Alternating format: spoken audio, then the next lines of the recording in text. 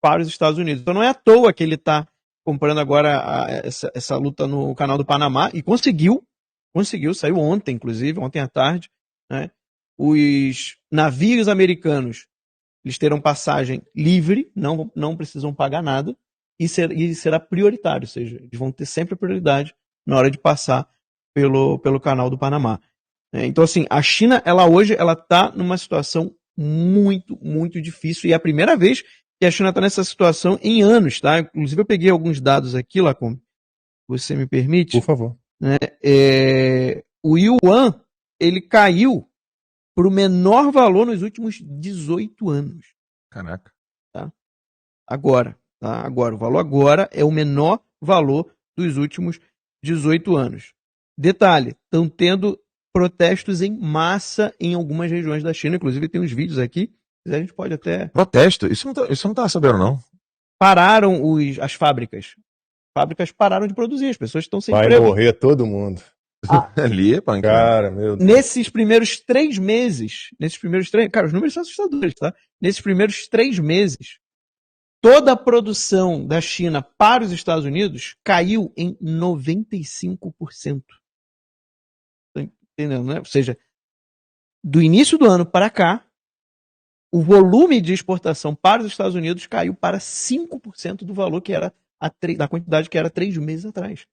Cara, isso é assustador, mas eu queria dar um exemplo para as pessoas. Ou seja, você disse que o caiu para 5%. Ou seja, se a China vendesse, por exemplo, 100 mil dólares, ela agora só vende 5. Só vende 5. Só para o pessoal entender.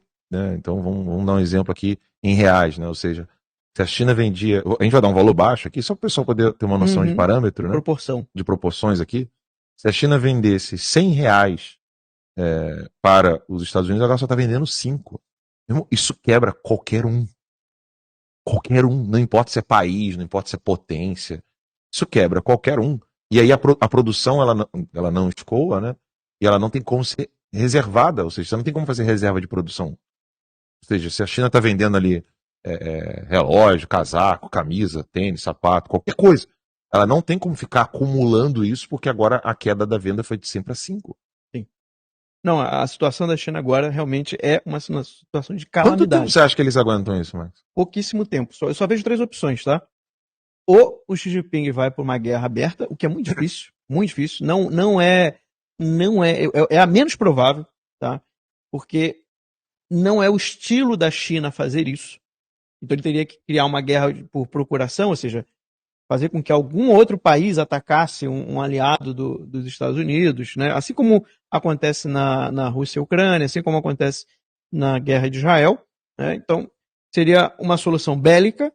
Eu duvido muito que a China entre abertamente num conflito bélico. Não é a tradição deles fazerem isso.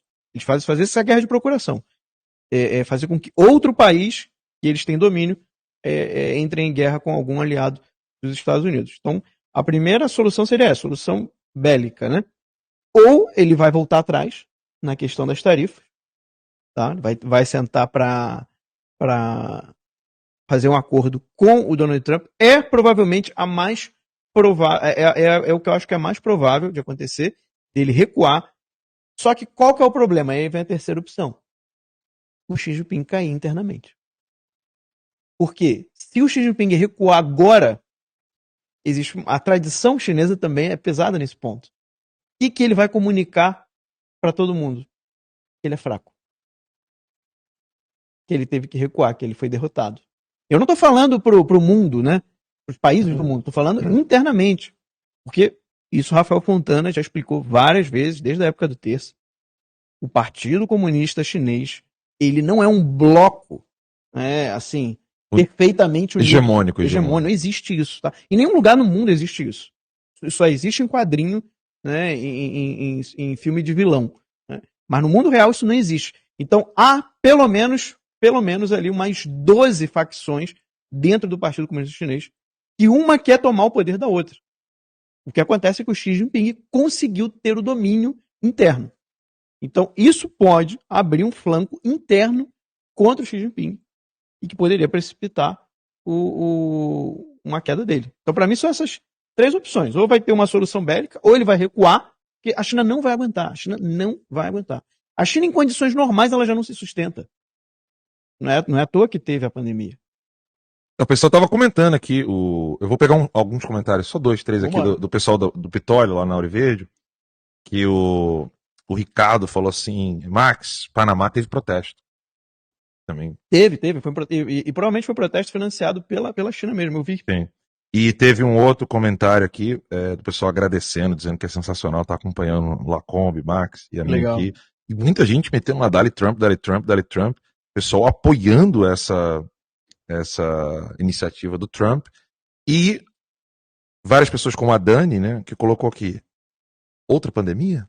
É possível. O pessoal tá Só que eu não vários sei, comentários eu- vários comentários só que lá na Norvégia. a Agora eu vou dar uma situação- olhada aqui na... Olha, a situação é tão crítica para a China hoje que eu não sei se ela aguenta até o próximo inverno.